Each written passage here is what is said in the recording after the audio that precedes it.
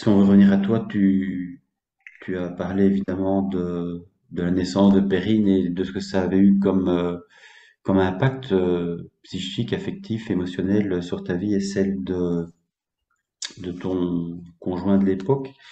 Il y a un autre événement aussi quand même qui, pour moi, est anodin, qui est important, que vous avez dû aussi quelque part affronter, qui s'est entre guillemets joué en parallèle, puisque tu l'expliques dans ton livre. Et j'en parle parce que c'est aussi quelque part ce côté transgressif qui est le tien, qui, j'ai envie de dire, me plaît beaucoup et qui parlera certainement à d'autres.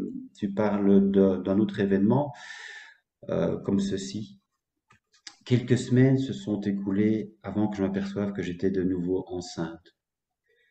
Toutes les perturbations que je venais de traverser avaient retardé mon retour de couche et je n'avais pas pu reprendre de contraceptif. Cette seconde grossesse était inconcevable et ma décision fut vite prise d'y mettre fin, car la priorité des priorités, c'était la vie de Perrine. J'ai donc subi une interruption volontaire de grossesse dans une clinique près de Versailles. Entrée le matin toute perdue et affolée, j'en suis ressorti libéré dans l'après-midi, sans aucun remords ni culpabilité. Ça, mon cher papa, tu ne l'as jamais su non plus. Car un avortement, pour un catholique comme toi, c'est un crime gravissime que tu ne m'aurais jamais pardonné. Là aussi, tu révèles quelque part, j'ai envie de dire, à ton papa un événement caché, un événement extrêmement douloureux dont on aurait évidemment envie quelque part qu'il y ait qu'il y ait un moment de connivence possible. Et ça, en fait, tu le vis seul ce moment, tu ne le vis pas effectivement Oui. avec ton papa. Et tu prends de nouveau le parti, entre guillemets, de donner tout à Perrine. Tu te souviens, j'imagine, de cet événement, de ce choix qui a été fait. Ça a été fait très rapidement parce que, en fait, c'était très peu de temps après la naissance de Perrine, hein, Hmm. cette IVG-là. C'était quelques mois après, hein. Et oui, on a pris la décision tous les deux avec son papa, hein. C'était hors de question. Elle était encore bébé, on était en train de découvrir son handicap. Il était hors de question que c'était impensable. Je veux dire, la décision a été très très vite prise, hein. Je veux dire, sans beaucoup réfléchir. Enfin, tu vois, il y a pas eu un, on s'est pas posé des questions. Ah oui, mais tu crois que, peut-être que, enfin, c'est quand même grave ou pas. Enfin, non, c'était banal. On Bon, retrouve un peu cette tête brûlée. après coup, bon, mais sur le coup, Hmm. c'était banal, quoi. C'était évident qu'il fallait pas garder cet enfant, quoi. Non, c'était pas possible. Ça a Hmm. pas posé de, oui, à ce moment-là, ça n'a posé aucun problème. Ouais, vraiment. Et je trouve ça intéressant parce que c'est vrai que ça me fait penser évidemment à ce que le prêtre te disait au moment des villes en disant c'est un secret, il ne faut rien dire parce que sinon Dieu te punira. Et pour un Mm. croyant évidemment quelque part qui croit en Dieu, c'est vrai que l'avortement évidemment c'est quelque chose de gravissime et on sait combien justement l'Église absolutise la vie jusqu'au Mm. boutisme. Donc, je trouvais intéressant le fait de te faire réagir par rapport à cet avortement qui, pour un croyant, n'est pas anodin, loin s'en faut. Mais moi, à ce moment-là, j'étais Ouais, athée, hein. oui, c'est vrai. Oui, oui, oui, mais dans ta tête de petite fille, Tu quand vois, même. oui, oui, non, Ok. ça m'a pas posé du tout de questions gravissimes. C'était, c'était naturel, c'était normal, c'était pas possible, c'était inenvisageable. Voilà, ça a été très vite réglé. Hmm. Alors, on parlait, Elisabeth, on va poursuivre si tu veux bien. J'ai envie de dire peut-être un peu long, mais en même temps, je trouve que notre échange est fluide et j'ai pas envie en fait de l'arrêter maintenant. Donc j'ai vraiment envie de le poursuivre dans la fluidité de notre échange et par rapport justement aux différents événements que tu as dû traverser. Euh, mais il y a un autre aspect qui me paraît important parce que tu as parlé évidemment de, du trauma, de l'amnésie traumatique que la personne qui était victime de graves violences, que ce soit dans l'enfance par rapport éventuellement à la capacité de ses parents d'être en lien avec son enfant, que ce soit par rapport effectivement aussi ici dans ton histoire à toi, par rapport à ce prêtre viol que tu as subi pendant plusieurs mois. Et tu as dit justement en termes de conséquences sur ta vie, notamment ces mutilations, le fait de te mordre. Et il y a un autre aspect qui me paraît aussi important parce que je pense qu'on est quelque part nombreux à le traverser quand on a vécu un trauma et on fait comme l'on peut avec ce que l'on est pour essayer justement en même temps de survivre et en même temps d'étouffer ce qui est là et ce avec quoi on ne sait pas grand-chose faire encore. C'est la question évidemment de l'alcool aussi qui peut être un pis-aller qui permet de, d'endormir, je dirais, la blessure. Et tu en parles aussi très très bien dans ton livre à la page 65. Le handicap de Perrine m'entraînait irrémédiablement dans les flots tumultueux et dévastateurs dans lesquels j'étais en train de me noyer. Par crainte d'être accusé de faiblesse ou de folie, je m'interdisais de partager ma détresse et marchais désormais seul sur une corde raide au-dessus d'un grand vide.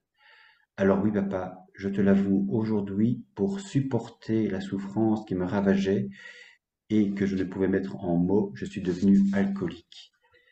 Cet alcoolisme, en fait, j'ai le sentiment que il ne datait pas seulement de l'époque, et tu en parles d'ailleurs dans le chapitre 12, tu consacres un titre, je dirais, rien qu'à cela, en l'intitulant L'apicole, et en disant qu'il faisait partie quelque part d'un terrain propice que tu mets entre guillemets. Donc il y a effectivement ce terrain propice qui t'amène en bout de course Mm. à tomber dans l'alcool. Tu peux un peu nous parler de cette... Oui, alors c'est dans l'enfance, oui, ben ça remonte aussi à l'enfance, hein. Et mon, mon père avait un verger avec des pommiers, Hmm, et dans l'atelier où il travaillait, il y avait un pressoir. Donc, et une cave avec des grandes barriques, des grands fûts. Et donc, mon papa, tous les ans, on allait ramasser des pommes et il faisait du cidre. Et c'était notre boisson pour toute l'année à la maison. On ne buvait que du cidre. On buvait pas d'eau, on buvait pas de vin. Parfois un peu du vin le dimanche s'il y avait des invités, mais sinon, non, il n'y avait pas d'alcool. Enfin, il n'y avait pas d'alcool, il y avait du cidre. Alors, au début, le cidre, c'est doux, hein, voilà. Et puis, quand il est mis, c'est doux, ça, voilà, ça nettoie les intestins, c'est merveilleux. Les enfants aiment ça, c'est sucré, c'est du jus de pomme, quoi. Et puis, bah, au fil des mois, dans les barriques, le cidre, bah, il devient aigre et il s'alcoolise. Et on continue à en boire autant qu'on veut à la maison. Et on boit toujours pas d'eau. Donc, j'ai découvert, mais très tardivement, enfin adulte en tout cas, qu'en fait, étant enfant, bah, je devais être tout le temps bourrée, quoi. Je devais- Et je me dis, mais peut-être ça fait aussi partie du fait que j'ai oublié, que j'ai pas de souvenir. Je devais être tout le temps dans des vapeurs d'alcool, quoi. hmm. Parce que quand tu as 5 ans, 6 ans, 7 ans, 8 ans, 9 ans, que tu bois que ça à volonté, je me dis que ouais, là, il y a eu un terrain qui s'est ouvert. Alors que bon, il y avait pas d'alcoolique dans ma famille. Voilà, et tout le monde buvait du cidre, quoi. Ma mère buvait de l'eau parce qu'elle aimait pas le cidre, mais les enfants, les parents, le midi, le goûter, le soir, c'était du cidre, donc de l'alcool. Hmm. Mais donc cet alcool t'a rattrapé entre guillemets plus tard Oui, et t'a parce que aidé à après, colmater le brèche. oui, oui, oui, puis le métier de comédienne aussi, ça aide pas, hein, parce que quand même, c'est Hmm. un peu une vie de patachon, hein, comme on dit. Donc, bon, voilà, ça circule, hein. Il y a de l'alcool, oui. Donc, ça aide pas. Il suffit qu'effectivement, il a suffi que j'aille à nouveau pas très bien, même très mal, pour que je retombe le nez dedans. Mais là, sérieusement, hein. Là, oui, grave. Mm. Et comment Méchant, tu là. t'en sors? Comment tu sors de cela en fait, de ce cercle vicieux quelque part de... De l'alcool? Oui. Mais l'alcool, j'en suis sortie uniquement quand j'ai compris de quoi je souffrais, quand Mm. j'ai compris pourquoi, qu'est-ce qui me faisait souffrir. Donc très très tardivement, j'étais alcoolique assez longtemps, hein. Euh, oui, il a fallu tout ce chemin de toute cette traversée de oui, de la souffrance. Oui, la souffrance. Si je, c'est- si je l'avais pas traversée, je serais probablement encore alcoolique. Enfin, c'est une traversée. Oui, je sais pas comment dire là. Mm.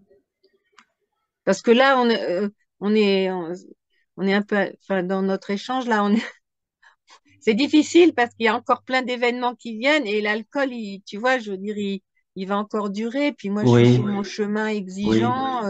Bon, voilà.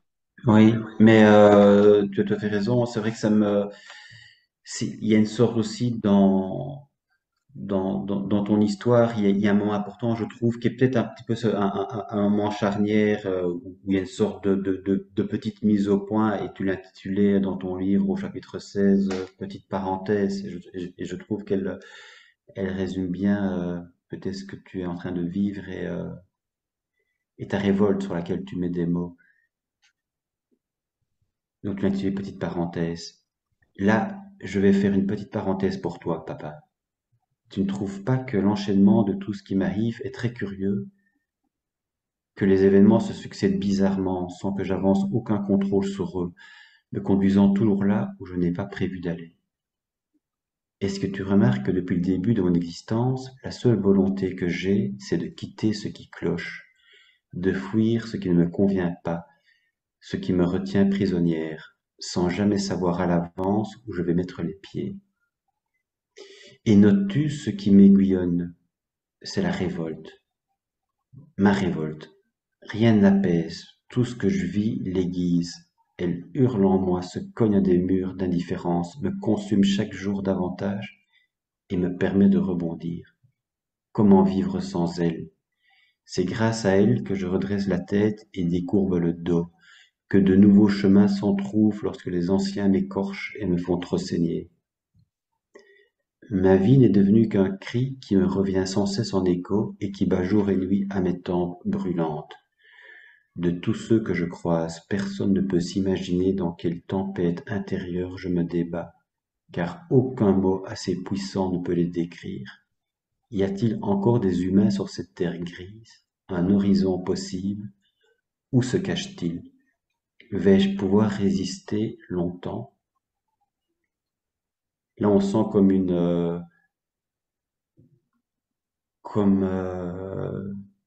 comme si tu étais mis au pied du mur. Il y a quelque chose là qui est en train de sointer de tous les pores de ton nez, j'ai envie de dire, qui va se fissurer et cette révolte gronde.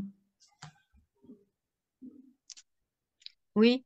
Alors, enfin, tu vois, là, il y a au niveau chronologique, c'est un peu compliqué parce que euh, la révolte, bon, je le connais pas par cœur, mon bouquin. Mais dis Je le relis pas simplement, tous les jours, tu non, non, vois. j'imagine. Il est là, il est rangé. Euh, mais c'était la révolte je pense que c'était avant ma découverte de l'Évangile, hein, quand même. Mhm. Oui, oui, Hein? oui, Oui. oui. Ouais. Oui, bah oui, heureusement que j'étais révoltée. Je veux dire, c'est ce qui m'a sauvé la vie, hein. Donc, du coup, je comprends les gens révoltés, même si je ne suis plus du tout dans la révolte, plus du tout, du tout. Mais, mais je peux comprendre que je peux entendre et comprendre qu'une souffrance qui ne peut pas s'exprimer et qui ne peut pas trouver son chemin débouche sur de la révolte et puisse n'en rester que là. Mais oui, oui, mais oui, Donc oui, ça me bah oui. permet de comprendre beaucoup, beaucoup, beaucoup, beaucoup d'humains sur cette planète, même si j'aimerais que cette souffrance puisse se transformer en quelque chose d'autre que de la révolte et la violence qui l'accompagne, mais ça passe par là. Ça passe par là. Et c'est déjà un point. Sinon, c'est la mort. Oui.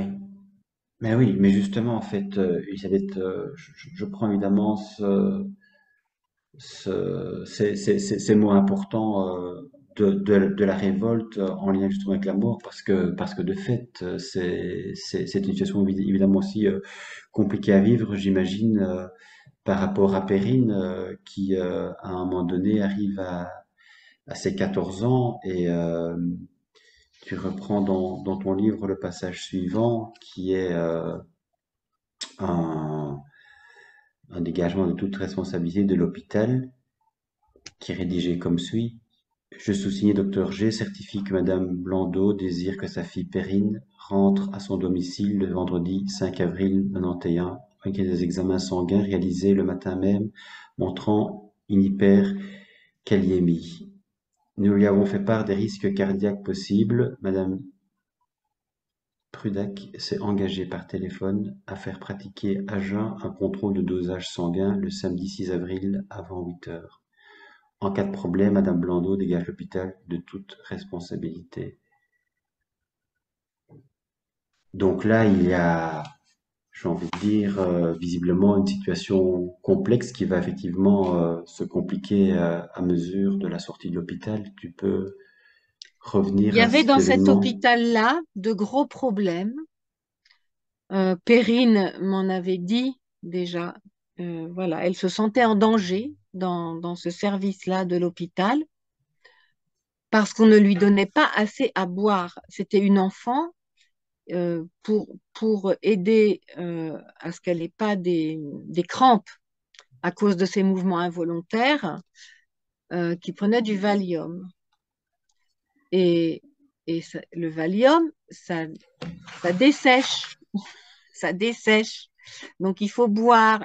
Mais un enfant tétraplégique, il ne peut pas boire tout seul, il faut lui donner à boire régulièrement, même la nuit, parce que les contractions ça fait aussi transpirer parce que elle n'a pas envie de se contracter, donc elle lutte et elle transpire, donc il faut lui donner beaucoup à boire à cet enfant et se relever la nuit pour lui donner à boire.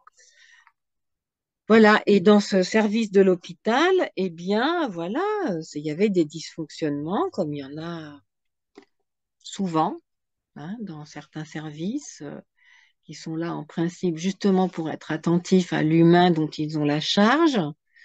Et Perrine m'avait dit, mais voilà, bah, je, je, je vais mourir. Et elle avait un code de communication avec des petites images comme ça, comme des diapositives, mais rangées dans des trucs de diapos. Et elle pouvait montrer avec ses yeux, il fallait que je tourne les pages et elle me montrait avec ses yeux. Elle m'arrêtait sur les images, moi je mettais mon doigt et c'est comme ça qu'on pouvait communiquer. Et elle me montrait toujours cette image d'un petit oiseau sur le dos avec les deux pattes comme ça. Et c'était le mot mourir. Et je lui disais, mais Perrine, mais tu n'es pas malade. Tu... Voilà, les IMC, c'est pas. Et voilà, moi j'avais des amis IMC adultes. Je lui dis, non, non, un IMC, un enfant IMC, il grandit, il devient adulte. Non, bah, c'est pas possible que tu meurs. Et elle me disait, boire, hein. Enfin bon, pourtant elle me disait. Mais voilà, il y a ce qui est possible d'entendre et ce qui n'est pas possible d'entendre. Et j'ai fait des descentes dans ce service hospitalier, j'ai râlé, j'ai dit, mais purée, mais prenez soin des enfants qui vous sont confiés. Perrine a peur, elle me dit qu'elle va mourir parce que boire, boire. Elle n'est pas folle, elle n'était pas folle, cet enfant. C'était pas un légume, hein. Loin de là. Et ben voilà, les dysfonctionnements, ça dysfonctionne, je suis impuissante et voilà, et un jour, oui, effectivement, ils se rendent compte dans le service que Perrine fait des poussées d'hyperkaliémie. C'est très dangereux. Voilà, et un week-end, parce que quand même, moi, j'avais laissé tomber mon boulot de comédienne, donc je travaillais dans une maison d'enfants où j'étais maîtresse de maison, où c'était un boulot vachement dur. Bon, Perrine partait le lundi matin à l'école, elle revenait le mardi soir, elle repartait le jeudi matin, elle revenait le vendredi soir, parce que je voulais pas qu'elle soit interne. Et ce week-end-là, pour moi, c'était une fête hein, de retrouver ma fille, parce que j'étais malheureuse qu'elle soit en institution, même si elle revenait souvent. Et ce vendredi-là, ils me disent, non, non, bah nous, on veut pas qu'elle rentre chez vous parce que elle est en danger. Et moi, j'ai pas signé ce papier, parce que je me suis dit, mais elle est en danger là-bas, mais avec moi, elle n'est pas en danger. Moi, je lui donne à boire à ma fille. Depuis 14 ans, je lui donne à boire jour et nuit, tout le temps, tout le temps, tout le temps. Donc, elle rentre à la maison voilà, je n'ai pas signé ce papier. Et nous avons passé le week-end ensemble. Un très beau week-end avec des amis à la maison et c'était très chouette. Et elle est repartie le lundi matin à l'école, enfin dans son institution. Et moi, je suis repartie à mon travail. Et le mardi matin, on m'a téléphoné de l'institution. C'était le 9 avril pour me dire que ma fille était morte dans la nuit. Mhm. Voilà. Suite finalement à ce que j'ai cru comprendre, à une erreur médicale. Hyperkaliémie, un arrêt cardiaque, voilà, hyperkaliémie, taux de potassium. Enfin, moi, je suis pas médecin, mais après, je me suis Mhm. renseignée. Je sais que voilà, si on boit pas, il y a le potassium qui monte, hyperkaliémie, le cœur s'arrête. Mhm.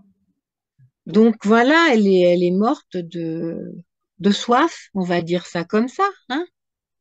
Et pas dans le désert africain, hein, dans une institution spécialisée en région parisienne. Mhm. De malveillance, elle est morte de malveillance, comme elle était née de malveillance aussi, quand même. Mm. Ce qui est très touchant, je trouve, dans le livre, c'est aussi la manière dont finalement les uns et les autres, ceux qui le souhaitent, euh, se font quelque part maître de cérémonie. C'est-à-dire que là, tu souhaites vraiment que la prise en charge soit totale et tu ne veux rien déléguer. Ah non. Tu souhaites quelque chose qui soit vraiment, pour le coup, sur mesure. Ah oui, je prends tout en main. Ouais. De toute façon, Mm. j'avais déjà tout pris en main depuis Bien. plusieurs années. Et j'ai dit non, là, c'est moi, c'est moi qui ai quelque chose à dire. Et je le dirai. Et qu'est-ce que tu as dit? Ben, j'ai tout organisé, voilà. Donc, d'abord, on a souhaité ramener le corps de Perrine dans là où j'habitais, dans la maison, pas le laisser dans l'institution. Donc, il y a eu changement de département. Enfin, je sais qu'ils ont reconnu implicitement avoir fait des erreurs, mais bon, après, j'ai pas attaqué de toute façon. Et puis, j'ai souhaité que ces obsèques aient lieu euh, dans cette chapelle où elle avait vécu, où elle nous avait fait vivre cet instant extrêmement puissant avec le prêche d'Alphonse. Donc voilà. Alors, c'est une chapelle, donc en principe, puis moi, j'étais paroissienne de rien du tout, hein. Donc, et puis une chapelle, c'est pas une paroisse, donc on peut pas faire des obsèques comme ça, comme on veut dans une chapelle. Les pompes funèbres m'ont dit, mais non. Alors là, j'ai fait jouer quand même un peu le piston. Oh, bah, écoute, ça peut servir. Ah bah oui, quand même. Donc voilà, bah, l'amie Monique qui habitait la cité, bon, la chapelle, c'était dans la cité des 4000 à la Courneuve. Donc la chapelle de l'Emmanuel, donc c'était voilà, c'était là. Et là, Monique avait d'autres copines qui étaient des petites sœurs de l'Évangile, oui, des petites sœurs de Jésus, qui habitaient aussi un appartement et qui étaient très impliquées dans la vie du quartier. Donc on a fait jouer le piston et moi j'ai dit de toute façon ça se déroulera dans cette chapelle et pas ailleurs et c'est moi qui alors j'ai fait jouer ces copines là qui étaient vraiment des femmes sympas, Monique et Geneviève. Voilà, j'ai dit ben moi ce que je veux distribuer il y aura pas, je veux pas une messe, je veux pas tout ça, mais je veux une vraie célébration, une vraie célébration. Donc voilà, je leur ai fait commander des cartons entiers de bougies. Je voulais que ce soit la lumière qui remplisse la chapelle, en fait, hein, que ce Mm. soit vraiment, voilà, que ça brille de partout. Et puis j'ai fait des choix de poèmes. Euh, voilà, enfin, j'étais pas seule. Après, j'ai impliqué mon ami Bernard, le papa de Perrine aussi. Il a souhaité. Enfin, j'avais choisi un poème qui s'appelait Soleil immuable, une traduction d'un psaume de Jean L'Herbray, enfin, la traduction de Jean L'Herbray d'un psaume. Enfin voilà, c'était très. Oui, voilà, on a fait comme on Hmm. a voulu, en fait. J'ai demandé aux pompes funèbres de nous laisser tranquilles, de rester dehors, tu vois, parce que sinon, voilà, c'est des maîtres de cérémonie. Je dis non, non, non, non, non, j'ai pas besoin de maître de cérémonie, on va se débrouiller, on est grand. Et voilà, et on a géré ça. J'ai distribué. Chaque personne qui rentrait, je donnais une bougie allumée. Hmm. Donc voilà, comme il y a eu quand même beaucoup, beaucoup de monde, beaucoup. Moi, j'étais ailleurs, hein, sur un nuage. J'étais sur un nuage, moi, hein. J'étais pas du tout dans la peine, hein. Je n'ai versé aucune larme. Il y a- J'étais dans une sorte de lumière. J'étais toujours dans ce cœur à cœur avec mon enfant. Même Hmm. si elle n'était pas là, ce qui s'était transmis, c'était plus fort que tout. C'était présent. C'est ça qui me portait. Donc, au bout de très peu de temps, cette chapelle c'était de la lumière partout, quoi. Et on a lu chacun les textes qu'on a eu envie, on les a lus dans cette lumière-là. Puis après, ben voilà, c'était fini, on est parti, puis on a enterré mon enfant. Hmm. Ça s'est vécu comme tu l'expliques dans une grande sérénité Oui. et par la suite, en fait, ce manque quand même, ça a été vécu comment? Tu es resté, je dirais, entre guillemets, dans cette même sérénité ou Alors, non, enfin, je vais pas dire non, c'était un peu plus complexe que ça. Un grand vide, Hmm. un grand vide. D'abord parce que cet enfant-là m'occupait physiquement beaucoup, jour et nuit.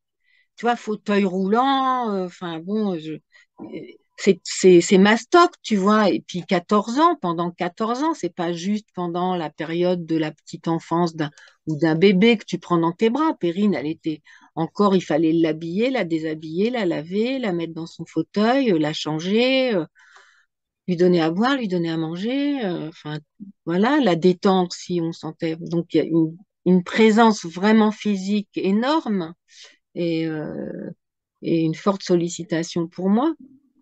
Donc tout à coup, comme si j'étais nue, comme si on m'avait déshabillée, quoi. Il me manquait, voilà,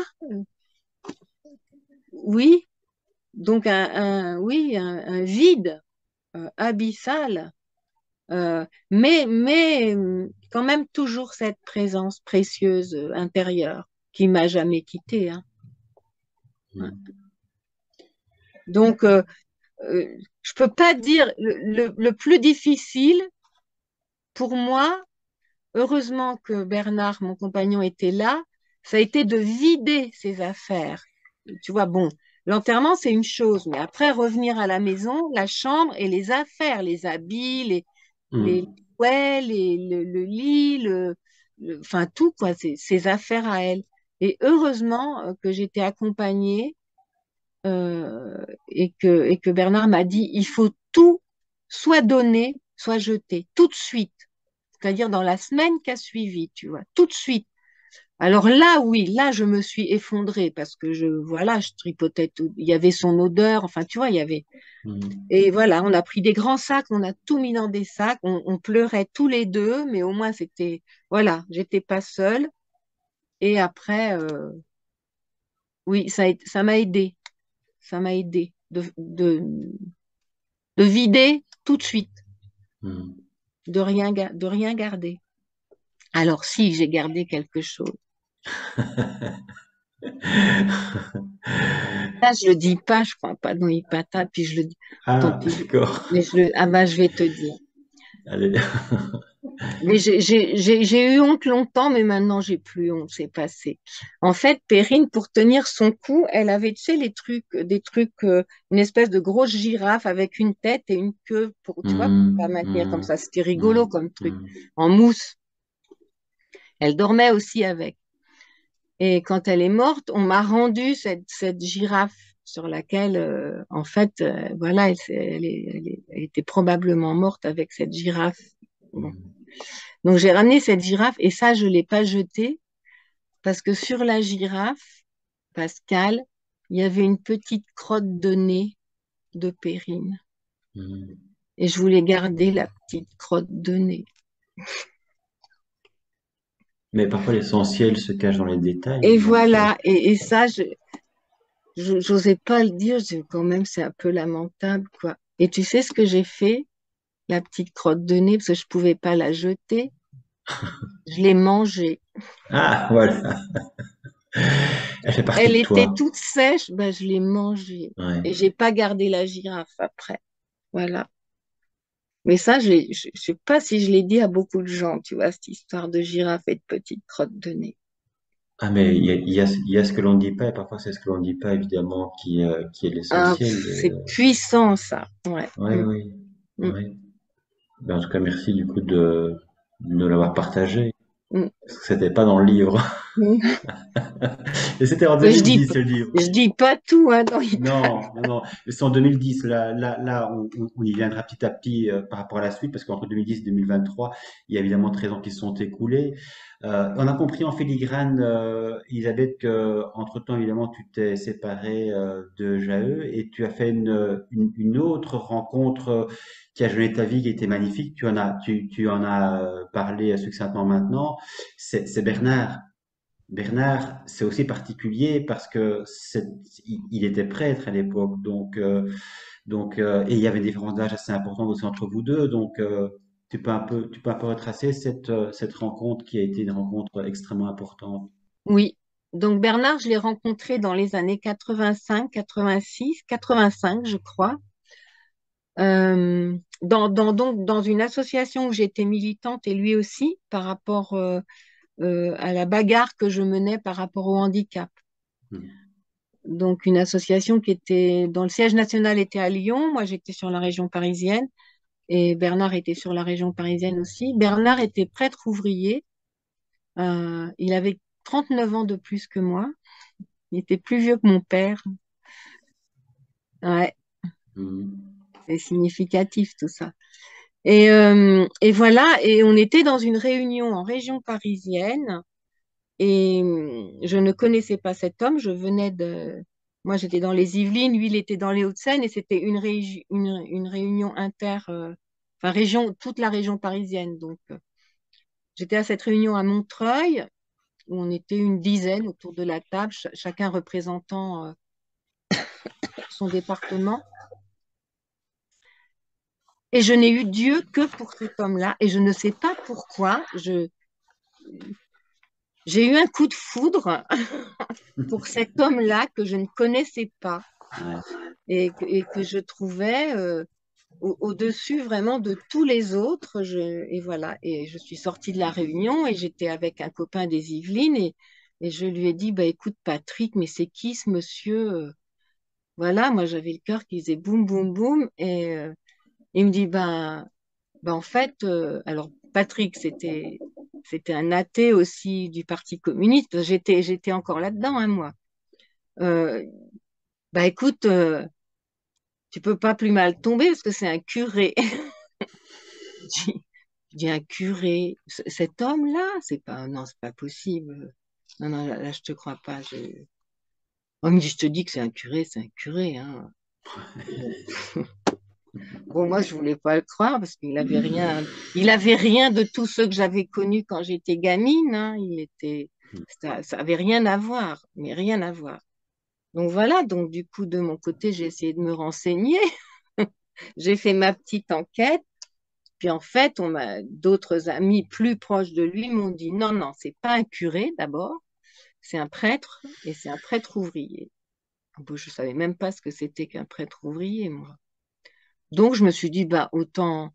puisqu'il milite, lui, dans les Hauts-de-Seine et que moi, je suis dans les Yvelines, et qu'il y avait des réunions interrégionales, je me suis dit, bah, je vais m'inscrire dans les réunions interrégionales, comme ça, je vais le revoir. Et donc, je l'ai revu. Et puis un jour, j'ai osé lui dire, bah, j'aimerais te rencontrer, j'aimerais qu'on puisse se parler parce que on m'a dit que tu étais prêtre ouvrier. Il aimait pas d'ailleurs hein, qu'on dévoile qui, enfin, tu vois, c'était pour lui, c'était pas à mettre sur le tapis. C'était Mhm. très discret, c'était son affaire privée, si on veut. Bon, et puis il m'a donné un rendez-vous à Nanterre, et puis voilà, je lui ai dit un petit peu qui j'étais, d'où je sortais. Périne, voilà, rapidement, quoi. Et puis je lui ai demandé, je lui ai dit, mais c'est pas possible, tu, tu crois à toutes les conneries qu'on m'a racontées quand j'étais petite. Et là, j'ai découvert que, ben, voilà, non, c'était autre. Il m'a pas dit grand-chose, en fait. C'était quelqu'un d'extrêmement discret, très vivant, très joyeux, très, oui, très, je sais pas comment dire. Et il n'a pas répondu à mes questions. Il m'a dit oui, je sais, ça existe, ça. Mais non, non, moi, non. Et je dis mais Jésus, alors dans tout ça, il m'a dit ben, Jésus, moi, c'est mon appui, c'est voilà. Il m'en a pas dit plus. Du coup, moi, j'ai voulu comprendre après. Donc j'ai cherché. J'ai fini par trouver. Mais c'était des gens, ils vivaient en équipe et ils étaient j'allais dire hors institution, hein. Ils avaient aucune relation, ils avaient jamais voulu de paroisse, c'était des prêtres ouvriers de la première heure, tu vois. Mhm. Donc des gars, des sacrés mecs, hein. Là pour le coup des mecs, quoi. Oui. Et Bernard, très poète, très musicien, il vivait à Troyes, c'était une équipe, ils étaient trois prêtres ouvriers à Courbevoie, dans les Hauts-de-Seine. Et je les ai assez vite rejoints, j'ai été assez vite accueillie et j'ai découvert, ah ben, ouais, encore quelque chose que je connaissais pas du tout, quoi, mais pas du tout. Mais Mhm.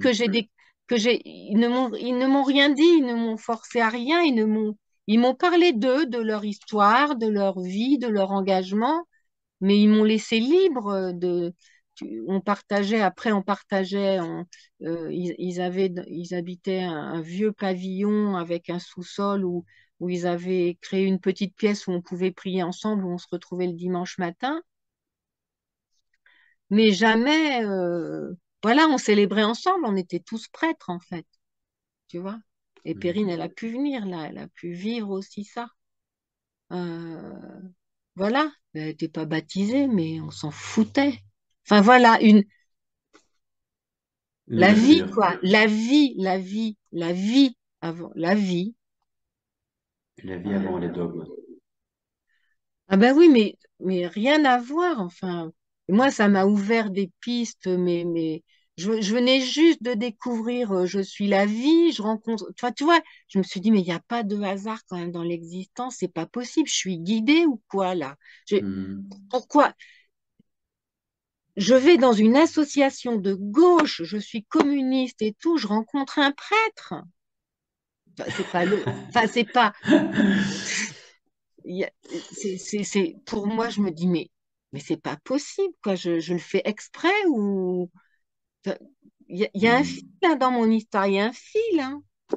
On pourrait y revenir. Il y a une page effectivement où tu dis, papa, tu as besoin d'exemples et je vais te dire qu'il n'y a pas de hasard et tu reprends toute une série d'événements qui sont survenus en disant, tu vois, c'est pas un hasard, c'est pas un hasard, c'est pas un hasard, c'est pas un hasard. Ben Donc il y a une ouais, sorte de fil conducteur avec une série de petites perles qui jalonnent ton chemin. ouais. Mais si on veut revenir 2 petites secondes effectivement à Bernard, tu l'as dit, on l'a évoqué, il y avait une différence d'âge, tu avais 38 ans en fait à l'époque et lui 77.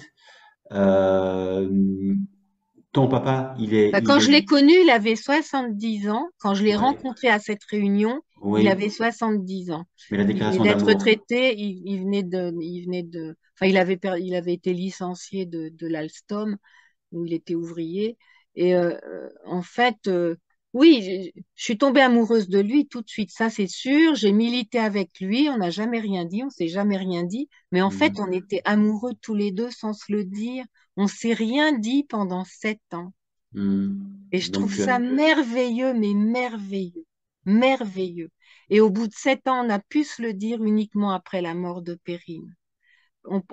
Chacun, sans se le dire, on pensait on pouvait pas faire ça à Perrine. Tu vois, oui, elle c'est avait un ça. papa, on pouvait pas mêler cette histoire-là. Mhm. Et du coup, bon, voilà, une fois qu'elle est morte, on a pu se dire qu'on s'aimait et vivre une histoire d'amour. C'est, c'est assez étonnant. Mais 7 ans, c'est pas rien, hein. Non, c'est énorme. Ouais, C'est énorme dans une vie, 7 ans. c'est une belle Et histoire. ton papa, en fait, tu avais quel âge, en fait, quand ton papa est décédé? Mon père, il est mort en 2009, donc j'ai écrit Papa juste après sa mort. Ça a été l'événement déclencheur, la mort de mon père, hein. C'est ça, on a dit une Oui. toile, effectivement. Donc en 2009, moi je suis née en 54, donc j'avais quel âge? 40, non. Attends, c'était quoi la question, Pascal? Oui, à quel âge, quel était l'âge que tu avais, en fait, quand ton papa est décédé? Eh ben en 2009, j'avais 5 55, 55 ans. Donc, il y a beaucoup de choses, beaucoup d'événements importants dans ta vie, qui ont été cachés. On se compris, évidemment, ton histoire ton histoire d'amour avec Bernard. Alors, il a connu Bernard, hein, il l'a accueilli, mais il a jamais su. Oh, ben là, non, là, au niveau de la transgression, Oui, je oui, pouvais non, pas faire pire, hein, oui, c'est ça. Non, mais pour là, mon père, hein. oui, oui, oui, non, mais tu joues fort dans la Là, faut transgression. pas exagérer quand même. Mais tu disais, ça m'a évidemment quand même interpellé. Tu dis, oui, il y avait une grande différence d'âge quelque part. C'est peut-être pas non plus un hasard, puisqu'on parlait tout à l'heure des choses qui ne sont pas des hasards dans ta vie. C'est pas anodin, effectivement, une différence d'âge quand même assez importante. Tu en as 38, il en a 77. Avec le recul, tu sais aussi ce qui s'est joué là, Avec le dans la recul, oui, relation. oui, avec le recul, oui, je suis sûre qu'il a réparé quelque chose inconsciemment chez moi. Hmm. Au niveau du père, je vais le dire comme ça, et au niveau du massacreur de l'enfance, enfin du père Léon. Parce que C'est ça. Bernard, c'était un tendre, c'était pas un violeur, loin de là. Hmm. D'abord, c'était pas possible, il était trop vieux. Bon, je ne vais pas rentrer dans les détails, mais je veux dire, c'était une grande tendresse qu'il y avait entre nous, un amour comme je pense que je n'en rencontrerai jamais plus. Puis je Hmm. n'en cherche pas d'ailleurs, parce Hmm. que c'est une telle tendresse. Moi, je me suis dit, mais j'étais pas aimable quand il m'a rencontrée, j'étais dans un état pitoyable. Pourquoi il a aimé cette femme-là? J'étais alcoolo, enfin, tu vois, j'étais dans un état pitoyable. J'étais une loque. Dans ton livre, Mais il tu a pas. vu en moi autre chose qu'une loque. C'est Oui. évident. C'est évident.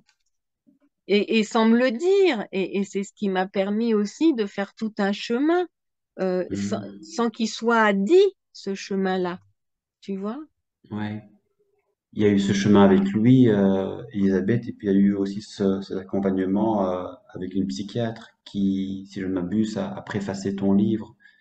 Oui, j'ai fait un burn-out, moi, en 2000, hein. Bah, il fallait à un moment donné que ça craque, hein, quand même, hein, tout ça. Ouais, parce que Hmm. ré- voilà, j'avais pas encore regardé mon histoire d'enfance, hein, et puis j'avais créé un lieu d'accueil pour des enfants autistes. Enfin, tu vois le Oui, truc, quoi. oui. Et en fait, je me suis aperçue, après avoir fait le travail thérapeutique, que là, j'avais créé une institution à la force du poignet pour des enfants dans une souffrance qui ne pouvaient pas se dire, souffrance psychique terrible, les enfants autistes, et puis ceux que j'accueillais, c'était ceux qu'aucune institution ne voulait, donc c'était des enfants très, très, très abîmés. Ben voilà, j'ai tenu 5 ans, puis au bout de 5 ans, ben heureusement que j'ai fait un burn-out, parce qu'en fait, j'étais en miroir avec eux. mm, Alors, je leur ai pas fait de mal, hein. J'ai même vu des choses, oui, incroyables qui se sont passées. Je suis sûre que j'ai fait un travail extraordinaire avec ces enfants-là, sauf que j'étais moi en train de détruire quelque chose. mm. Mais Et c'est important quand burn-out, même. C'est important quand même. Si on peut effectivement revenir 2 secondes en arrière par rapport effectivement à. oui, C'est important, je pense. Tu parles en fait de l'association Petite Lumière, c'est ça? oui, l'association Les Petites Lumières, ouais. À Saint-Denis. Mm. Qu'est-ce qui s'est vécu en fait à ce moment-là, avec ces enfants? Qu'est-ce qu'ils t'ont apporté? Qu'est-ce que ça a pu leur apporter? Pourquoi en fait cette association à ce moment-là? Qu'est-ce qui. En fait, je ne savais pas que ce seraient des enfants autistes qui seraient accueillis. Moi, j'avais créé un lieu d'accueil atypique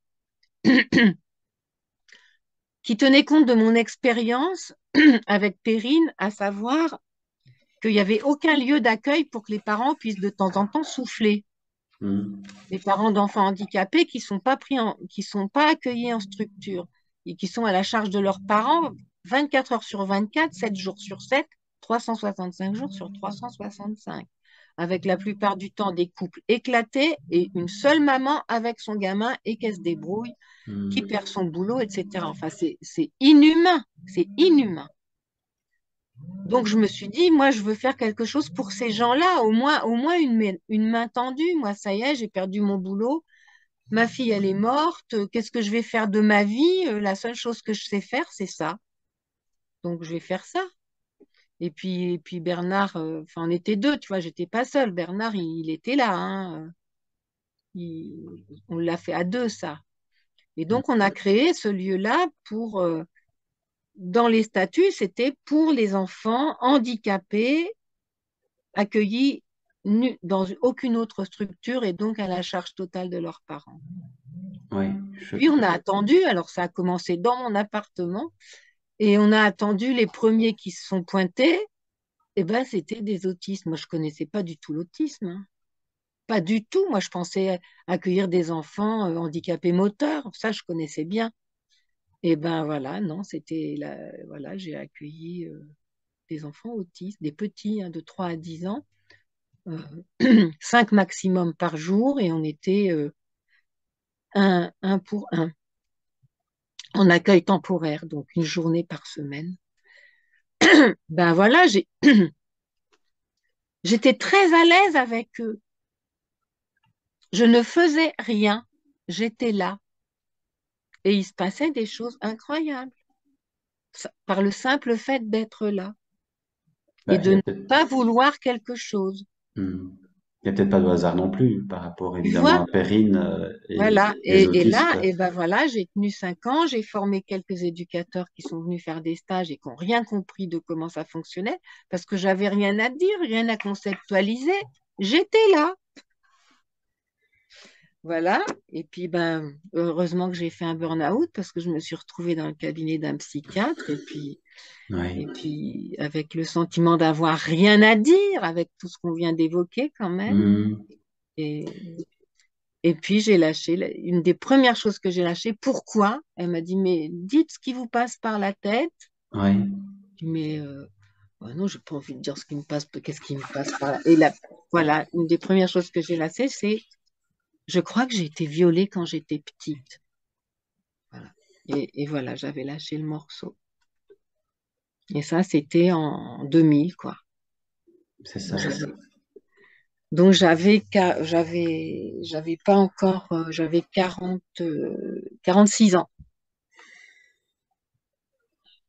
C'est un long parcours et une longue maturation finalement pour finir par accoucher d'un événement traumatique déjà très très ancien et il a Mm. fallu peut-être de fait un burn-out et Ah quelque oui, part l'obligation enfin de penser à toi et de te ah mettre oui, au centre de ta ah vie oui, cette fois-ci oui. et pas de celle des autres. Tu en parles Ah, très bien aussi. Je vais quand même, avant de te laisser poursuivre, prendre un petit extrait de ton livre à la page 153. Tu l'as intitulé chapitre 26, Nouveau cap.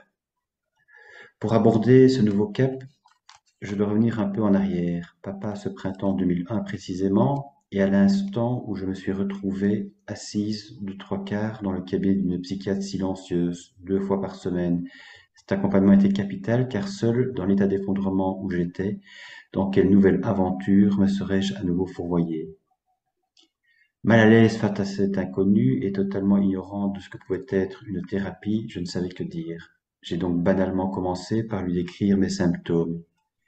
Crise de larmes, fatigue permanente, compulsion à dévorer des dizaines de bâtons glacés, abattement général, nausées et tendance à remettre le nez dans la bouteille. Ensuite, j'ai évoqué mon travail auprès des enfants autistes, de leurs familles et mes responsabilités au sein des petites lumières dont on vient de parler, effectivement. Et puis, il y a, dans ce brouillard total, à un moment donné, cet événement, enfin cet élément plutôt déclencheur Mm, du reste de ta vie qui finit par sortir. mm, Tu te souviens de ces mm. moments-là, comment ça s'est mis en place et comment du coup ça se vit une fois que c'est sorti, peut-être malgré toi? Ah ben j'ai lâché ça et après, comme si je l'avais eu devant moi, où je dis, enfin oui, comme si j'avais sorti plus que des mots. Ça y est, j'avais devant moi, ça y est. Ah mais j'ai vécu ça. Enfin, c'est devenu, enfin, j'aurais pu le toucher. Je- Hmm, Ce qui est remonté, j'ai eu les odeurs qui sont remontées. C'était, oh là là, là, je me suis écroulée. J'avais l'odeur de Storm, je voyais ses yeux, je me souviens de ses ongles qui étaient rayés comme ça. Enfin, mais tout à coup, ça devenait présent, quoi. Alors que ça avait jamais été présent pendant presque hmm, 40 ans, tu vois. Donc là, ben, heureusement qu'il y avait un psy, quoi, parce que là, c'est et puis après, bah, toutes les séances, la prise de conscience de tout l'impact au fur et à mesure que je déroulais mon histoire, enfin, pas chronologiquement, mais tu vois, par bribes, comme ça, l'impact, en fait, que ça avait impacté toute ma vie, quoi, hmm. toute ma vie. Euh, bon. Et si tu Ipata, le bouquin, en fait, il n'y a pas tout, mais en fait, c'est presque la reprise de ma thérapie, en fait. C'est l'écriture pratiquement du travail que j'ai fait. J'ai pu l'écrire après la thérapie, hein. Oui, oui, bah oui, oui, j'imagine qu'il a fait la thérapie Et mais je me pour rends compte, décanter tout enfin, ça. ouais, je le reprends pas maintenant, mais je me rends compte que oui, qu'il pourrait être 3 fois plus gros que ça. Enfin bon, peu importe, c'est pas, l'intérêt n'est pas là. Non, non, mais C'est pas de tout l'intérêt, dire, l'intérêt, c'est pas de tout non, dire. non, C'est non, non. de, c'est de, oui, moi, le- bon, après, cette psychiatre, c'était à Saint-Denis. Après, j'ai dû déménager, quitter. Moi, je suis partie. Maintenant, je suis en Haute-Loire, hein. Ouais, Voilà, je suis quasi ermite. À 95% de mon temps, je suis ermite, hein. Je suis dans la ouais, montagne toute seule ici, hein. J'ai une vie dure, hein, rude, dans une ferme pas en trop bon état, tu vois. C'est loué sans chauffage. Je suis pas propriétaire, mais c'est une ferme qui est louée sans chauffage. Je suis à 900 mètres d'altitude. Enfin, voilà, faut que j'allume mon feu tous les matins, que je fende mon bois.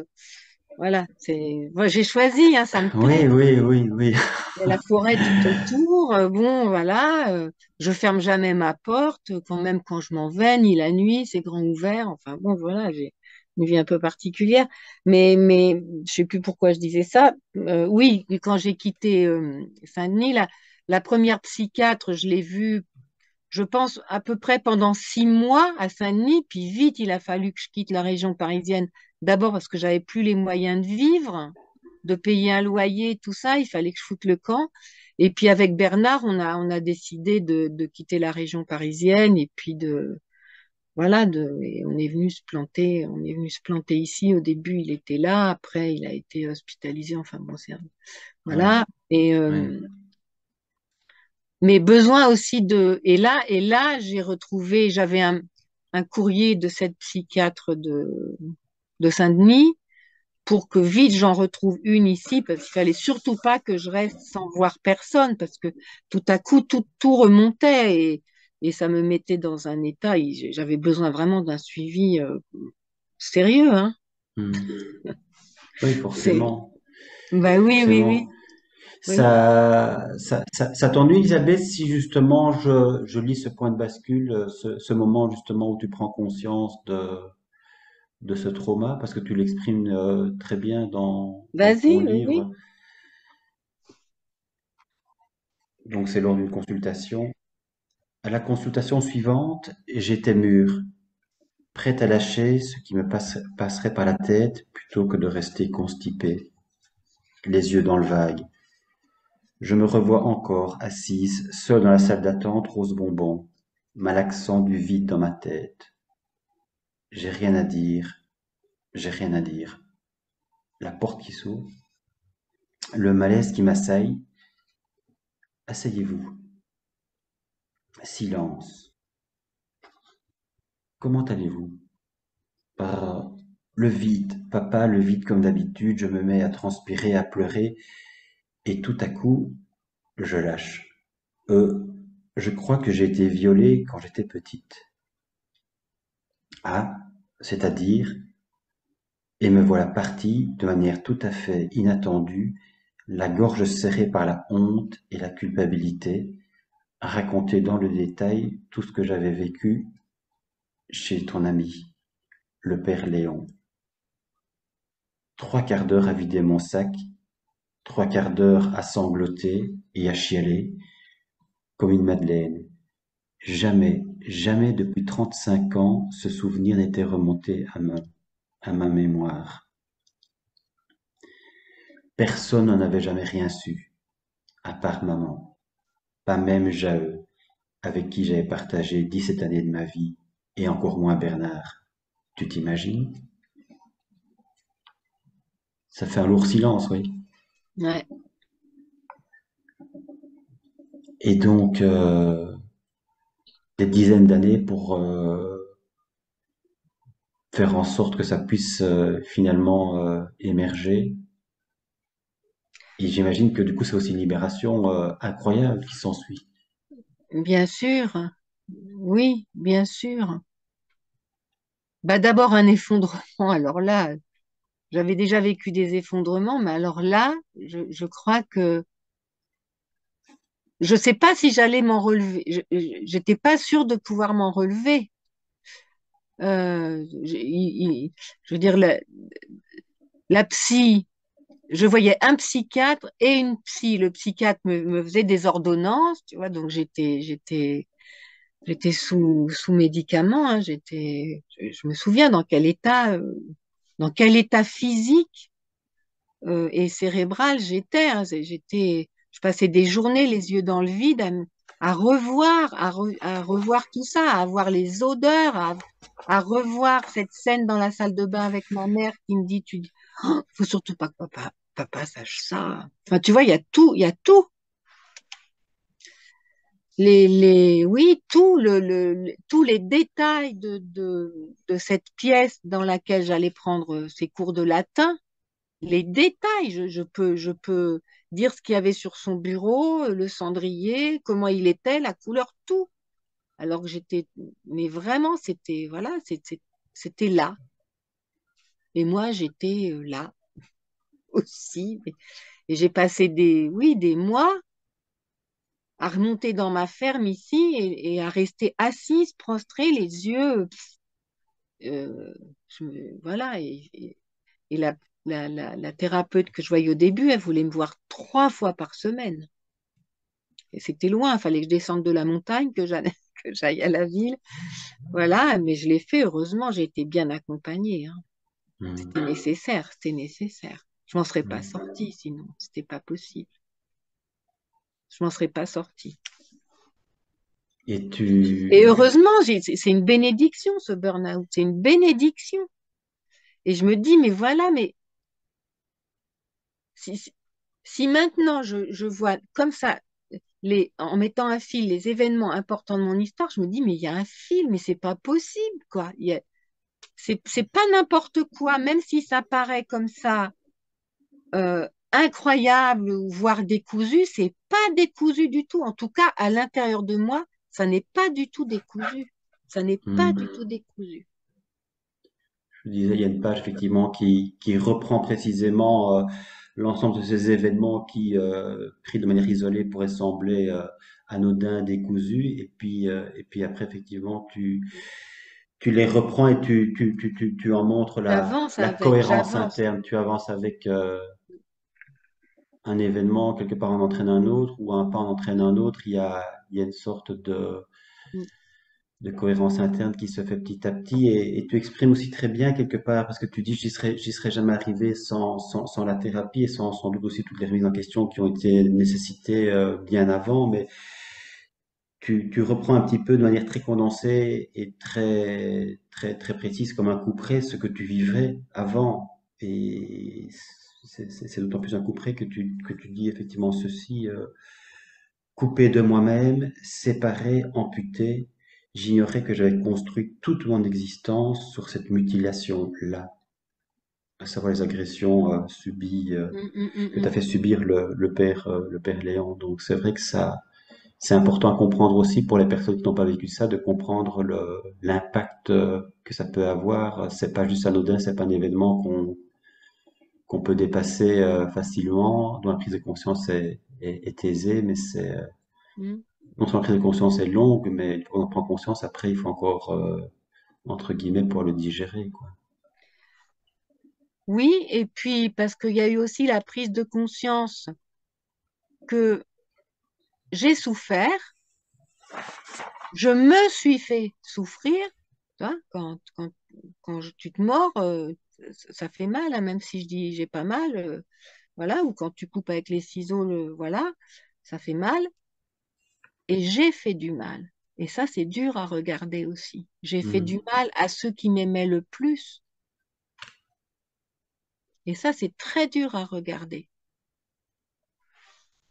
Mais oui, j'ai fait du mal. J'ai fait du mal à mon enfant. J'ai fait du mal à Bernard. Forcément, je leur ai fait du mal à ces gens-là. Je me mettais dans de tels états.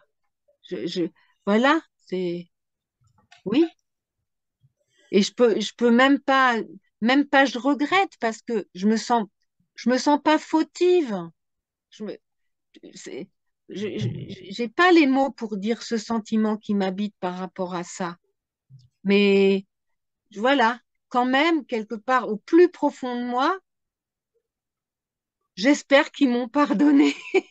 J'aime pas bien ce mot-là, mais en tout cas, Hmm. je leur demande pardon, tu vois, vraiment, parce que je les ai fait souffrir, parce que je souffrais et que je me faisais souffrir, et que tout ça, c'était une histoire que, que, que j'ai subie, mais j'ai aussi fait subir les autres, j'ai fait souffrir. Mais Bon, j'ai c'est envie de dire, inévitable, voilà, exactement, c'est le mot qui me venait, mais c'est dur à c'est regarder ça. inévitable, Ouais, c'est c'est dur de inévitable. regarder ça. Mm. Regarder ses propres souffrances et puis regarder celles qu'on a infligées aux autres et puis Ouais, regarder aussi les souffrances vécues par ses propres parents qui expliquent ouais, aussi ouais, les raisons, entre guillemets, ouais, des maltraitances subies ouais. Oui, je me suis de leurs souvent dit, mais enfants. qu'est-ce qu'ils ont vécu, eux, pour être comme ils Hmm. étaient? Qu'est-ce qu'ils ont vécu? Et du coup, ça remet un peu les choses, enfin, ça enlève rien de mon histoire, mais voilà, ça refait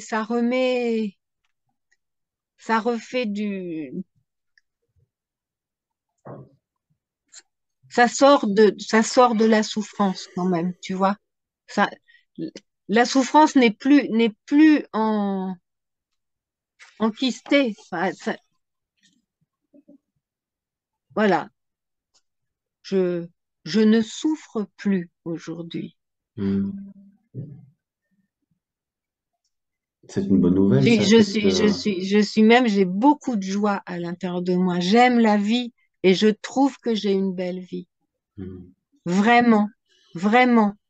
Et que, et que, et que ce qui m'habite aujourd'hui, Alors, je peux être traversée, je peux avoir, oui, je peux souffrir de petites choses. Mais je peux souffrir d'une coccinelle qui est en train de se noyer dans une flaque, tu vois.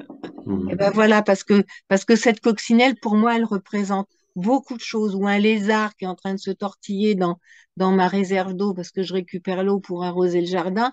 Ben, s'il y a un lézard qui est en train de frétiller parce qu'il est en train de se noyer, voilà, je le sauve. Et puis oui, j'ai de la peine pour le lézard, mais c'est pas que le lézard, le lézard, il représente bien plus que ça. Et je sais plus pourquoi je disais ça.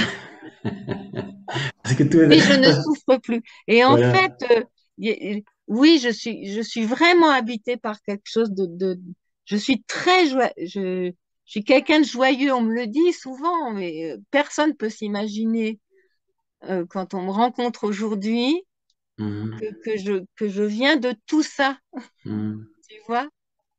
Mais pourtant, oui. Tu vois, tous les matins, ben maintenant il commence à faire froid ici, donc tous les matins il faut que j'allume mon feu, sinon il fait très froid dans la maison. Et donc, du coup, les bûches, le feu, j'aime beaucoup le feu et avoir du feu dans la maison, pour moi, c'est, voilà, c'est vital. Avoir du feu dans sa maison, c'est incroyable. Et puis c'est pas aux normes, hein, je peux te dire que c'est pas du tout aux normes. Mais, Pas aux normes du tout. Bon, mais allumer le feu. Et ben voilà, et ouais. ben je me dis, souvent je passe longtemps devant le feu depuis des années.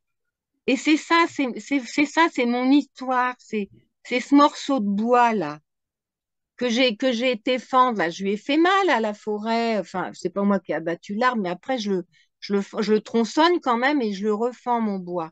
Mhm. Donc ça fait mal quand même, tu vois. Donc voilà, sur le billot, la hache, tout ça. Bon, après je le range. Et puis, pour la journée, quand il fait froid, il faut que je le refende, mais comme ça me fait pas mal aux épaules parce que je suis quand même abîmée au niveau physique. Puis je vais avoir 70 ans. Mais quand même, j'y tiens. Donc, tous les matins, je fends pour la journée, je fends ce que j'ai besoin. Donc, mon morceau de bois, je le mets je mets du papier, du petit bois et je mets une bûche. Et je me dis, bon, la bûche, j'allume, hop, ça y est, ça s'allume. Et la bûche, il va y avoir des flammes. Et la bûche, elle va se consumer. Donc, euh, ça, ça, ça fait mal. Ça va lui faire mal quand elle va disparaître. Enfin, tu vois, c'est après. Mais il y a du feu. Donc, pour moi, c'est ça. C'est le feu qui est important. Mais s'il n'y a pas la bûche, il n'y a pas le feu. Mhm. Et puis après, il y a la chaleur. Et ça, tu peux pas la toucher. Le feu, tu peux le voir. La chaleur, tu peux pas la voir. Et ben, pour moi, ça, c'est ce qui m'habite au plus profond. C'est une image, évidemment, hein, Bien mais c'est ce sûr. qui m'habite au plus profond. Et ça, rien, personne pourra toucher à ça. Personne pourra me l'enlever. Je l'ai acquis. Je l'ai, je l'ai acquis. J'ai traversé, j'ai acquis ça. Personne ne peut y toucher. Parfois, j'exagère, mais je vais y dire, Vas-y. parce que c'est vrai et c'est pas vrai, mais quelque part, je me sens invincible, Mhm. tout en étant totalement impuissante. Mhm. Tu vois? Oui, ben, tu vois, Elisabeth, j'ai envie de dire, entre nous, le temps passe, mais je trouve important de pouvoir relater les choses à mesure de ton histoire, de ton enfance et de ce que tu as traversé, pour qu'on comprenne bien évidemment d'où tu viens et que l'on entende aussi quelque part que malgré tout, il est possible de s'en sortir et c'est-à-dire de trouver belle la vie. Et ça, je trouve qu'évidemment, c'est extrêmement important par rapport à toutes ces personnes qui parfois se disent, mais est-ce que l'enfer que je traverse, les maltraitances que je traverse, les abus que j'ai traversés, est-ce que finalement un jour tout ça prendra fin? Et est-ce que je peux véritablement espérer à un moment donné, quelque part, pas forcément tourner une page, mais faire en sorte que tout ce qui a était le passé puisse être dépassé et que ce passé puisse quelque part servir à quelque chose, un petit peu comme des bûches qui permettent finalement non pas simplement de n'être que des cendres, mais à un moment donné qu'il y a quelque chose qui en jaillit. Et je trouve ça évidemment du coup extrêmement important, extrêmement utile parce que c'est pas donné de fait à tout le monde de rebondir. Alors, si on veut effectivement rebondir, j'ai envie de dire, revenons-en peut-être à notre échange premier, c'est-à-dire celui du 8 novembre 2023, où il est question de ce que j'appellerais le rapport de la SIAS, qui évidemment est un événement fondateur pour la prise de conscience, si pas par l'Église, en tout cas la prise de conscience pour les victimes d'abus, que réellement il y a des abus systémiques qui ont été engendrés, qui ont été rendus possibles par le silence de l'Église, par son omerta. Et donc, le 8 novembre 2021, à la suite du rapport de la CIA sur les abus sexuels au sein de l'Église, la conférence des 2023, Pascal, 2023. 2023, oui, effectivement, la conférence des évêques de France, après de nombreuses consultations de victimes, a créé une instance nationale indépendante de Hein. reconnaissance et de réparation. Ça, c'est quand même en 2021. Oui, oui, c'est ça. L'INIR. Donc ça, c'est le 8 novembre 2021. Tu as eu l'occasion, toi, en fait, de solliciter, d'introduire une demande de réparation auprès de l'INIR, qui est évidemment la nécessaire reconnaissance, enfin, sortir du silence, donc dit reconnaissance, et dit aussi réparation, en ce compris financière, des conséquences d'abus qui ont évidemment un impact, je dirais, psychique, mais également financier. Tu peux un peu nous retracer du coup le moment où tu as décidé de faire cette démarche d'indemnisation et aussi ta participation à l'émission KTO du 8 novembre 2023. Enfin, ta participation est antérieure, mais le documentaire de KTO est paru le 8 novembre 2023. Donc, nous retracer un peu cette demande d'indemnisation et ta participation à KTO, ce que ça t'a appris justement de tout ce contexte particulier. Alors, je m'étais d'abord adressée à la SIAZ quand j'ai su que Sauvé travaillait sur un rapport. J'ai téléphoné et j'ai dit que j'étais une victime abusée. C'est tout, hein. À la SIAZ, voilà, j'avais pas envie. Je voulais juste Hmm. faire partie du décompte. En disant, ah, je fais partie du décompte. Bon. Après, il est sorti. Alors, cette démarche-là, je l'ai faite aussi parce qu'il faut savoir que j'ai toujours mes deux frères et que mon frère aîné, quand je lui ai parlé quand j'ai pu lui parler de mon histoire et que j'ai écrit Ipata, je lui ai pas donné Ipata, d'ailleurs je lui ai pas dit que j'avais écrit, euh, mais voilà, il l'a su par une nièce et il l'a lu et le retour c'est que Ipata c'est un tissu de mensonges, d'accord, hein.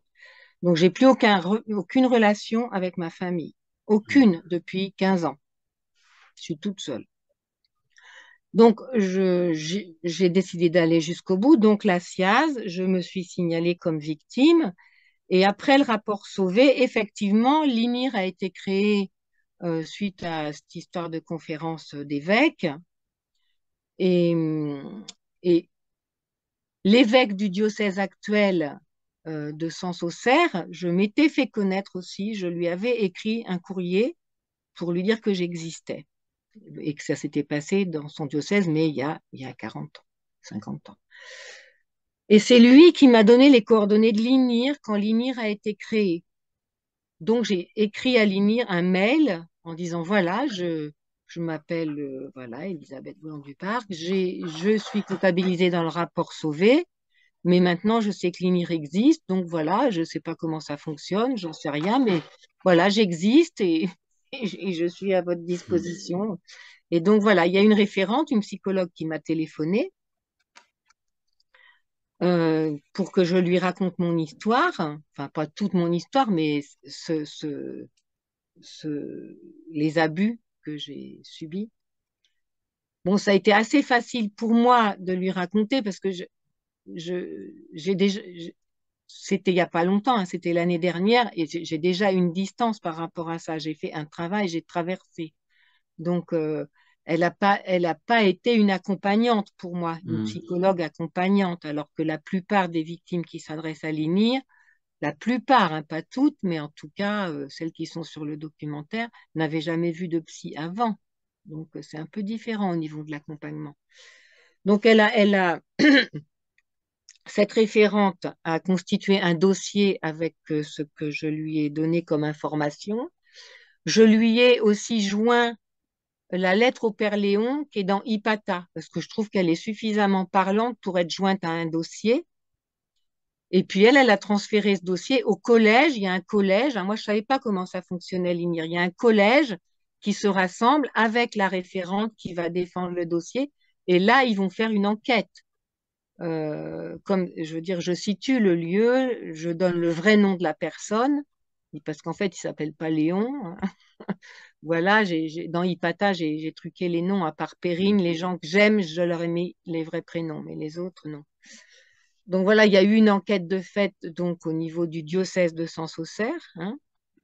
Donc ça a duré plusieurs mois et un jour, je ne réclamais pas, hein, de dommages financiers, enfin de réparation financière, je veux dire. Moi, ce que je voulais, c'est sortir de l'anonymat parce que Ipata, je l'ai écrit c'est pas mon nom, et je voulais que mon nom, mon vrai nom, apparaisse quelque part. Voilà, que je sois estampillée, je sais pas comment on dit. Bon, voilà. Et donc, c'est pour ça que je me suis adressée à l'INIR essentiellement. Et puis, bon, le collège a étudié mon dossier, ils ont fait une enquête, ils m'ont donné le résultat de l'enquête avec un courrier de la présidente actuelle de l'INIR qui dit que effectivement ce que je dis est vraisemblable. Voilà. Après, la référente m'a appelé en me donnant tous les éléments de l'enquête. Bon, je ne vais pas révéler ici. Et j'ai eu une réparation financière, effectivement, que je ne demandais pas, mais que j'ai prise parce que j'ai une retraite vraiment merdique, forcément, hein, Mhm. je suis au minimum social, quoi. Donc j'ai un peu des difficultés financières. Donc oui, j'étais plutôt, voilà, surprise mais en même temps, j'arrivais pas à dire merci. C'est ce que je dis dans le reportage parce que je dis Oui. merci à qui, à quoi, c'est quoi cet argent, il vient d'où? Ok, il est versé sur mon CCP. Ouais, c'est bien, je vais pouvoir m'acheter une bagnole, mais j'ai pas envie de dire merci, quoi. Et du coup, j'étais pas très à l'aise avec ça. Et j'arrivais pas à écrire à l'INIR pour leur dire que je l'avais bien reçu. De toute façon, ils savaient puisque c'était viré sur le compte. Mais j'arrivais pas. Et finalement, le documentaire est bien tombé. Et en fait, c'est ma référente de l'INIR qui m'a écrit un mail en me demandant si j'accepterais éventuellement de témoigner dans un documentaire qui était commandé par KTO pour à la réalisatrice donc Caroline Puig-Grenetier qui devait le documentaire c'était pour expliquer le travail et le fonctionnement de l'INIR en fait c'est ça, hein. Et donc ils avaient besoin aussi de témoins pour appuyer aussi le Leur travail démarche. qu'ils font, Mhm. leur démarche. Donc j'ai accepté. Là, j'ai accepté. Je dis, bah oui, moi, j'ai plus rien à cacher maintenant. Voilà, j'ai parlé. Bah maintenant, je parlerai jusqu'au bout. Voilà, j'ai rien à cacher. Et du coup, la réalisatrice a pris contact avec moi et puis elle est venue passer une journée ici. Voilà. Puis on a parlé à bâton rompu. Puis après, bon, voilà, il y a eu un montage. Bon, Mhm. ça me concerne pas. Bien Mais sûr. voilà. Mais en fait, j'étais assez, oui, assez scotchée de, bon, le travail de l'INIR, je n'avais pas tout bien conscience de comment ça fonctionnait. Là, j'ai un petit peu mieux compris. Et puis, j'étais assez contente quand même au niveau des coupures sur ce qu'elle a laissé que je dis, parce que c'est pas facile ce que je dis par rapport aux autres témoins, tu vois, qui sont pas du tout dans la même démarche que moi et où je suis assez franche, quoi, où je dis, bah voilà, oui, j'ai accepté parce que c'était ma façon de dire merci, même si le mot merci, ça me plaît pas. Voilà, ils n'ont pas coupé quand j'ai dit que moi, j'avais pas besoin d'église, que j'en avais rien à foutre de l'église. Voilà, moi, l'évangile, ça me suffit. Je suis grande, je suis adulte, je sais lire, Je comprends ce que je lis ou je comprends pas, parce que je peux pas tout comprendre non plus, hein. Mais ce que je comprends, je le comprends. Ça me met en route. Pour moi, ça me tient. J'en comprends de plus en plus. Ça me fait travailler intérieurement très fort. Et voilà, et ça me suffit. J'ai pas besoin, j'ai pas besoin qu'on me dise ce que je dois comprendre. J'ai suffisamment vécu d'expérience pour. Moi, c'est ça qui prime, c'est l'expérience Hmm. qui me permet aujourd'hui de dire que ce texte-là, oui, j'ai même pas besoin d'y croire, je sais que c'est vrai. Hmm. Je Et n'ai Elisabeth, aucun doute là-dessus. d'accord. Ah oui, ah, je sais que c'est vrai. Mais oui, je sais que c'est vrai. Ça te porte, ça te nourrit, ça te, Oui, ça, c'est un peu comme une colonne vertébrale qui, pour une fois, n'est pas une colonne vertébrale, j'ai envie de dire falsifiée. Enfin, c'est en tout cas ton cheminement et ça t'appartient en propre et ça te nourrit, mm, ce qui est évidemment fondamental quand on a été abusé et que finalement on ne sait plus très bien le vrai du faux. mm, C'est une demande d'indemnisation que tu as faite, mais de reconnaissance aussi en réalité. Donc cette démarche de reconnaissance et de réparation, elle arrive évidemment très tardivement par rapport à toutes les victimes et leurs abus. Néanmoins, cette démarche avant, pendant et après, elle t'a apporté quelque chose de plus à- pour toi? de plus, je sais pas, pour moi, c'est je boucle quelque chose, Hmm. tu vois. Oui, pour moi, je- j'allais dire officiellement, oui, oui, avec le documentaire, ce travail de Limire et tout, pour moi, ça y est, ça boucle. C'est c'est lâché, c'est noté, c'est accepté en face, c'est regardé. Ok, enfin voilà, pour moi, c'est ça y est, mission accomplie. C'est ça. Parce que c'est Ouais, vrai qu'on sait que pour des victimes, évidemment, ouais, avoir à un moment donné une parole de reconnaissance, et ici pour les victimes de ouais, l'Église, une parole de reconnaissance ouais. de l'Église qui a longtemps caché, de dire enfin, des dizaines d'années parfois après, ce que vous avez vécu, c'est vraisemblable. Mm, Ça peut être effectivement vécu comme un moment charnière, mm, extrêmement important, mm, et la victime qui parfois a tenu pendant des dizaines d'années des mm, choses secrètes et dans le sentiment d'être incomprise par l'hélice elle-même, pour certains, ça peut être un mm, élément déclencheur, ou en tout cas mm, aidant dans un chemin de guérison qui se mm, poursuit. mm. Alors je sais qu'il existe hein, des mouvements d'église qui accueillent les victimes. Moi, j'en veux pas de ça. Hein. Hmm. Non, non, non, non, moi, je veux plus avoir affaire à ces gens-là. Je veux plus les voir. Je, l'évêque m'a proposé de me rencontrer. Bon, c'est sympa. Il y est pour rien, hein, lui. Hein. Je veux dire, c'est pas. Voilà, il m'a proposé. Je lui ai dit non, non, ça, pour moi, c'est impossible, monsieur. Monsieur, c'est impossible que je vous rencontre. C'est pas possible. Ouais, Vous faites votre boulot, moi je suis bien où je suis. Je peux pas, non, non, non. À la limite, s'il était habillé en jean et avec une chemise ordinaire, et puis qu'ils me disent pas qui il est, voilà. Mais si je sais que je vais être reçu je sais pas comment ça s'appelle, les lieux où habitent les évêques, mais c'est des petits châteaux quand même. La plupart du temps, c'est pas des vieilles fermes abandonnées au milieu de c'est nulle sûr, part. c'est sûr. Voilà, puis c'est avec tout le décorum, les beaux machins, les beaux trucs. Qu'est-ce que je vais aller faire là-dedans avec un homme qui va être habillé avec une grande croix qui brille? Non, c'est pas possible. C'est pas possible. C'est pas possible. Elisabeth, Chacun sa place, hein. justement, Elisabeth, en parlant de place, il y a effectivement la place des évêques qui est plutôt effectivement faite d'encens, de rituels et on va dire ça comme ça, de beaux meubles, ce qui n'est pas ton cas, on l'a compris. Mais qu'est-ce qui t'a finalement, parce que c'est quand même pas anodin non plus, tu as quitté quelque part en fait un peu exilé, tu as quitté ta famille, tes parents pour justement sortir d'une situation que tu as qualifiée de toxique, même si c'était pour te retrouver dans une précarité, mais qui finalement pour toi était plus enrichissante, plus portante que de vivre enfermé entre quatre murs chez tes parents. Ici, j'ai le sentiment, il y a quelque chose un petit peu de ce lien-là aussi, où finalement, c'est un deuxième exil, où tu quittes toute une vie passée, et là, tu es dans la montagne, je pense, tu es du coup extrêmement excentré, même si heureusement pour nous, il y a une connexion Internet qui fonctionne très très bien, mais c'est quand même un choix radical aussi pour le coup. Radical. Euh, je- bon, voilà, je suis là maintenant depuis l'an 2000, ça fait donc 23 ans hein, que je suis là, seule. Euh, je me suis exilée surtout de la ville, hein, d'abord, parce que j'habitais Saint-Denis en HLM. Hein. Mhm.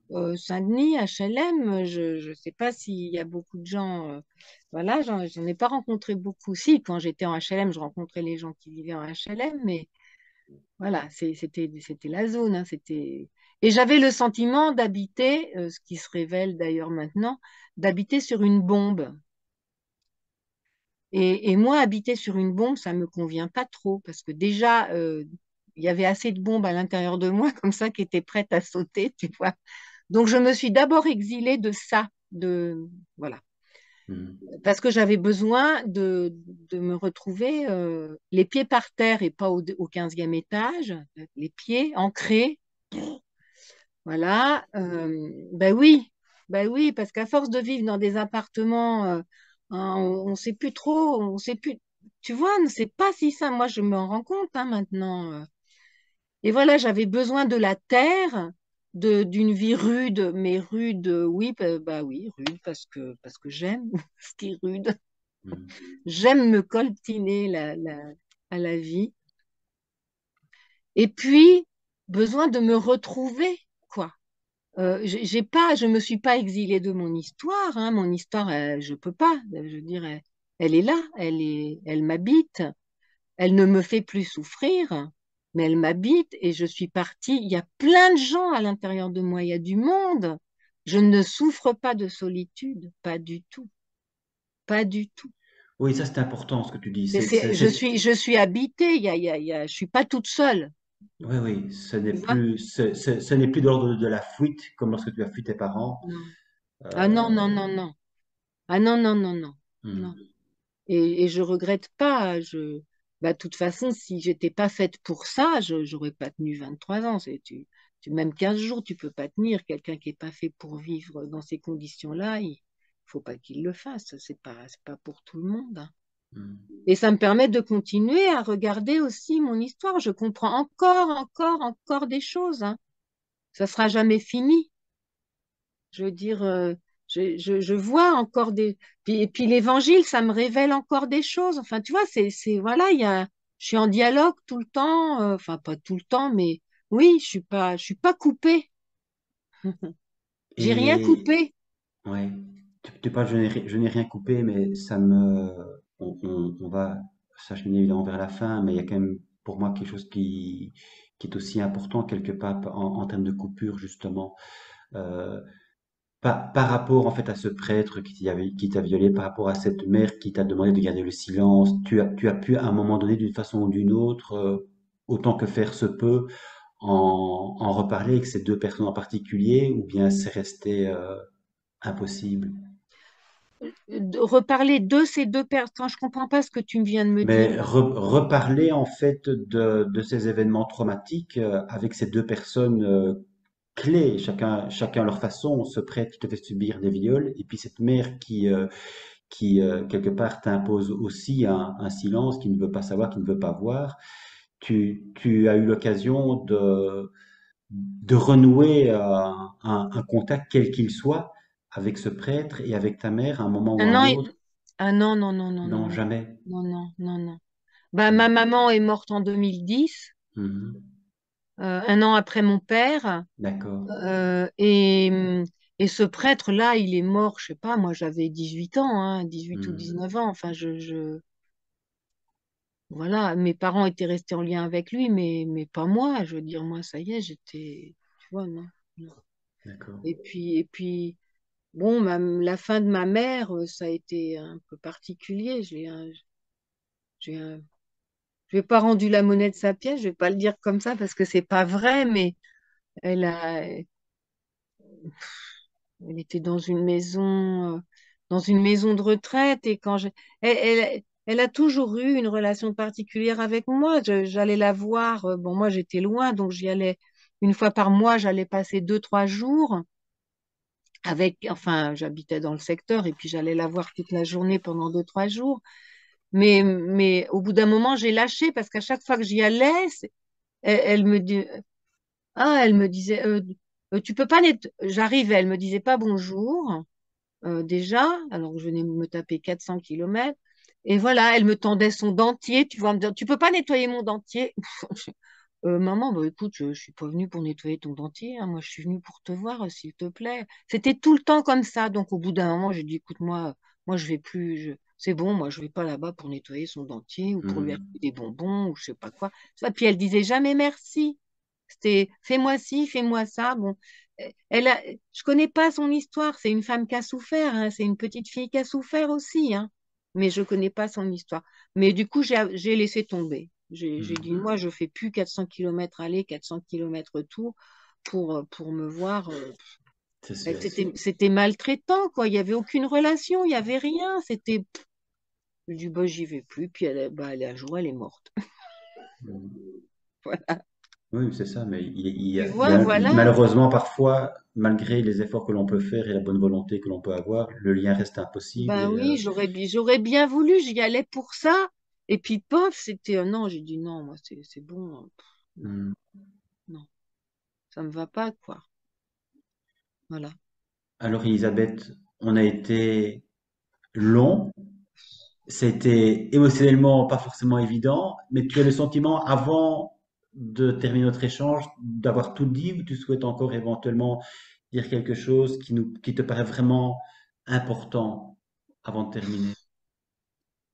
Écoute, Pascal, c'est pas possible de tout dire. Non? Par- Moi, Hmm. maintenant, ce que j'ai envie de creuser, mais je peux pas le dire là parce que pour l'instant, c'est pas prêt. Mais je suis sollicitée pour écrire une suite à Ipata parce que depuis, je vis d'autres choses ici que j'ai pas évoquées là entre nous. On est toujours Tu vois, en- même si on n'est pas j'ai en off choisi là, cette hein. vie-là, on est en off là. Non, non, on n'est pas en off, hein, Ah, d'accord. donc c'est enregistré Ok. toujours. D'accord.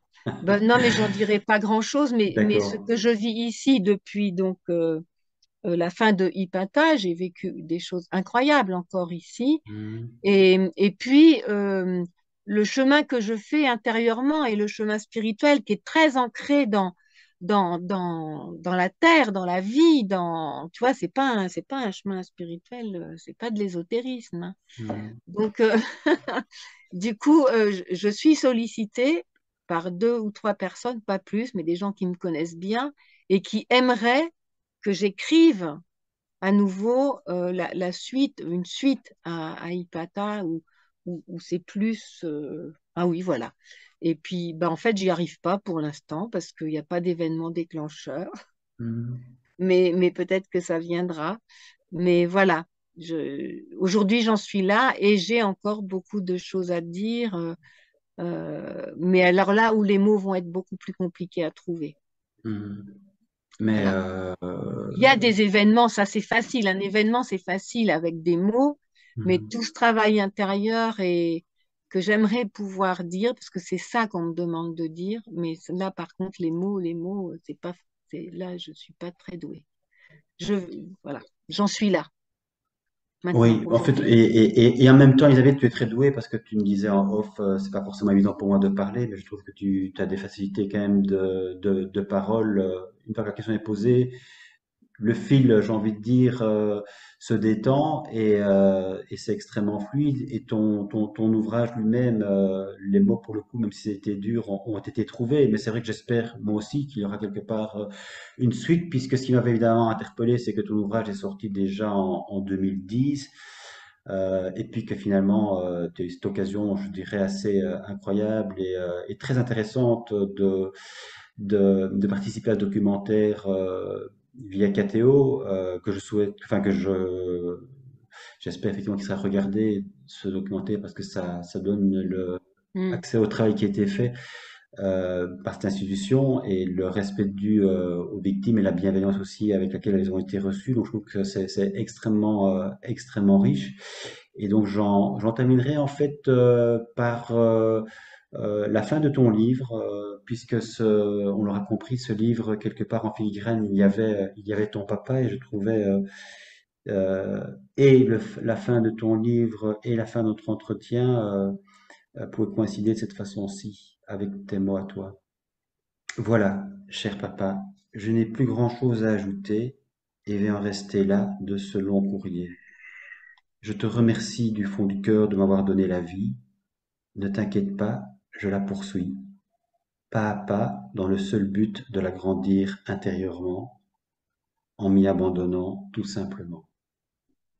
Eh bien, tout simplement, merci pour cet échange, Merci Elisabeth. Pascal. Merci. Merci Pascal. À bientôt. À bientôt. Au Au revoir. revoir.